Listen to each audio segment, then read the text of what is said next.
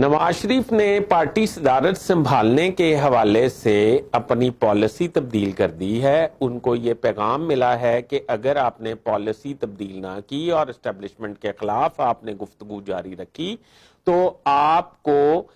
Party صدارت سے بھی اسی طرح ہی ہاتھ دھونا پڑیں گے جس طرح چوتھی مرتبہ وزارت عظمیٰ کے قریب پہنچ کر آپ کوسوں دور چلے گئے تھے۔ اور حالات یہ ہیں کہ نواز شریف نے اسٹیبلشمنٹ کا یہ پیغام جو ہے نہ صرف سن لیا ہے بلکہ مان بھی لیا ہے، اور انہوں نے فوری طور پہ رانا ثناء اللہ، جوید لطیف، سعد رفیق اور جو لوگ اگریسو بیان بازی کر رہے تھے اور حکومت کے خلاف بیانیاں تیار کر رہے تھے، اسٹیبلشمنٹ کے خلاف بیانیاں